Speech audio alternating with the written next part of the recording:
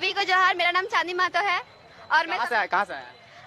मेरा गांव का नाम भतवा बस्ती है। हम लोग बोकारो के ही वासी है। और जैसे आपने कहा कि पहले झारखंड में जो कर्म पर्व अच्छे से नहीं मनाया जाता था, तो मैं यहाँ कहना चाहूंगी कि आप लोग यहाँ पे गलत है। झारखंड में कर्म पर्व हमेशा से बहुत अच्छे ढंग से मनाया जाता था, लेकिन सरकार का हमारी इन परंपराओं, हमारे त्योहारों के ऊपर ध्यान न देने के कारण और इन्हें विशिष्ट सम्मान न मिलने के कारण आज हमारी मजबूरी है कि हमें रोड पे आना पड़ा है। क्योंकि कर्म हमेशा ही एक आखड़ा का त्योहार है, इसकी कुछ मर्यादाएं हैं, लेकिन आज अगर हम अपनी कुछ मर्यादाओं को तोड़कर रोड पे आए हैं, हमारी जो सारी बहनें हैं, आपको बस हमारे कपड़ों का जो रंग है वो एक साथ नहीं है, हमारा जो मन का रंग है, जो हमारी परंपरा के प्रति हमारी जो श्रद्धा है वो भी हमारी एक समान है। आज हमने अपनी परंपराओं को तोड़कर जो हम लोग रोड पे आज खड़े हैं, तो ये हमारी मजबूरी है। बस हमारा यहाँ यही मतलब अपना मानना है कि हम ऐसा करके सरकार के सामने अपनी बात रख सकेंगे कि वो इस त्योहार को विशिष्ट मान्यता दे। इस पर राष्ट्रीय ना सही, कम से कम राजकीय अवकाश, कम से कम उन जिलों में जहाँ इसका प्रभाव अधिक है वहाँ कम से कम हमें जरूर राजकीय छुट्टी दी जाए। आप लोग जब जुलूस निकाल रहे थे उस समय बहुत बार नारा लग रहा था कि कर्मा पूजा के लिए 3 दिन का छुट्टी मिलना चाहिए, ऐसा क्यों मांग रहे थे? जी बिल्कुल मिलना चाहिए, क्यों नहीं मांगेंगे।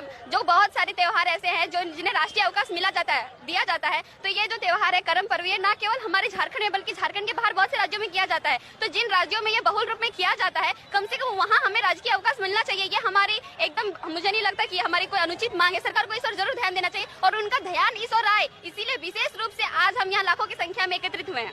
मेरा कहने का मतलब ये था कि पहले भी कर्म पर्व मनाया जाता था, लेकिन इस प्रकार से आप लोग शहर में रोड में जुलूस टाइप से नहीं निकालते। विगत 2 वर्षों से ही इस तरह से जुलूस क्या चाहते हैं? हमने नहीं, हम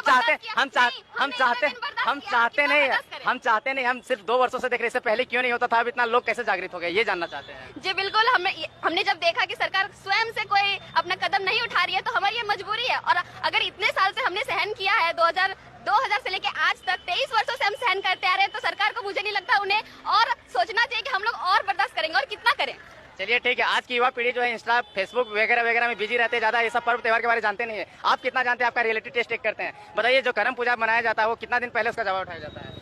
जी ऐसे 9 दिन 7 दिन और ये भादो मास के शुक्ल पक्ष के एकादशी को उठाया जाता है। ठीक है, तो जवा बुना जाता है, उसमें क्या क्या बीज डाला जाता है? जी बिल्कुल, इसमें 7, 9 या 5 ऐसा माना जाता है कि हमारे पूर्वज जो थे उनकी जो टेक्निक थी बहुत एडवांस थी कि अपने समाज को कैसे मजबूत बनाया जाए। उसके लिए लोगों का मजबूत होना, शारीरिक रूप से मानसिक रूप से मजबूत होना बहुत जरूरी है। इसीलिए इसमें पंचमेश्वरिया बोला जाता है कि अलग अलग चीजों को मिलाया जाता है। जैसे आज के दौर में वैज्ञानिक भी कहते हैं कि अगर आप कोई भी भोजन कर रहे हैं तो वो बस एकल नहीं होना चाहिए। जैसे डॉक्टर कहते हैं कि मिक्स फूड खाइए, मिक्स वेज खाइए, तो बस उसी संस्कृति को परंपरा के रूप में, उसी नई चीजों को हमारे पूर्वजों ने ऐसे रीति रिवाजों में बांध के हमें बताया है कि हम जब खेती करें तो उसमें केवल एक चीज पर निर्भर ना रहे। अगर इस वर्ष जैसे वर्षा नहीं हुई तो अगर धान नहीं हुई तो हम अगले मौसम में जो आने वाला है उसमें गेहूं जरूर लगाएं।